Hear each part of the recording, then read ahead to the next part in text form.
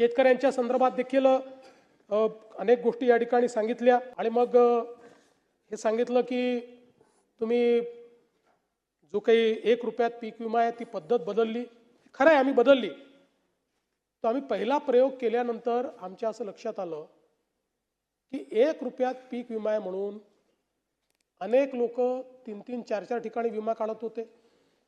बीडची केस तर आपल्याला माहिती आहे की ज्या ठिकाणी जमीनच नव्हती त्या ठिकाणचे विमे काढले गेले आणि म्हणून आपल्या असं लक्षात आलं. आणि दुसरं, ही जी काही पद्धती होती या पद्धतीमध्ये पहिल्या ट्रिगरवर 25% पैसे मिळायचे आणि ते 25% पैसे मिळाल्यानंतर त्या शेतकऱ्याला असं वाटायचं की आता मला पूर्ण पैसे मिळणार आहे आणि मग लक्षात यायचं की सेकंड आणि थर्ड ट्रिगरच नाही आणि त्यामुळे 25%वरच त्याची बोळवण व्हायची.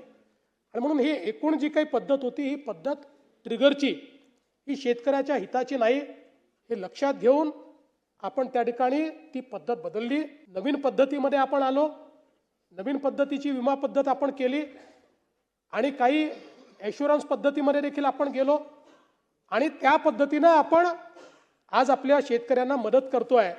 आणि मला सांगितलं पाहिजे की मागच्या वर्षी ज्यावेळी आपल्या शेतकऱ्यांवर संकट आलं त्यावेळी आपण आपल्या शेतकऱ्यांना जे रोख पैसे दिलेले आहेत त्यांच्या अकाउंटमध्ये ते 15,472 कोटी रुपये हे थेट शेतकऱ्यांच्या खात्यामध्ये, पीडित शेतकऱ्यांच्या खात्यामध्ये आपण दिलेले आहेत आणि म्हणून आणि डीबीटीच्या माध्यमातून दिले आहेत. त्यामुळे मला असं वाटतं की शेतकरी जिथे अडचणीत आहे आणि कर्जमाफीच्या संदर्भातही आम्ही स्पष्टपणे सांगितलेलं आहे की आम्ही समिती तयार केलेली आहे, त्याचा अहवाल अपेक्षित आहे आणि आम्ही कर्जमाफीच्या संदर्भात जे काही आश्वासन दिलेलं आहे ते उचित वेळी आम्ही पूर्ण करणारच आहोत.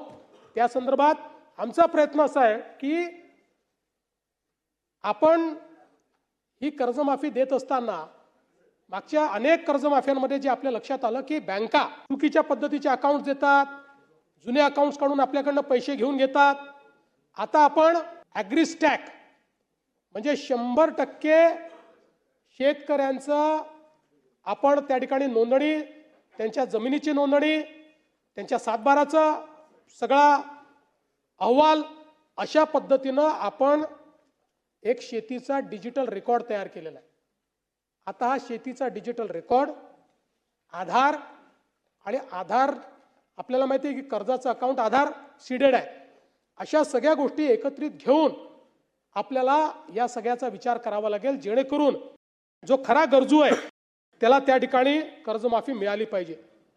आपल्याला माहिती आहे की मोठ्या प्रमाणात आपण त्या ठिकाणी खरेदी देखील केलेली आहे आणि आता मका खरेदीमध्ये आपलं टार्गेट वाढवून दिलेलं आहे.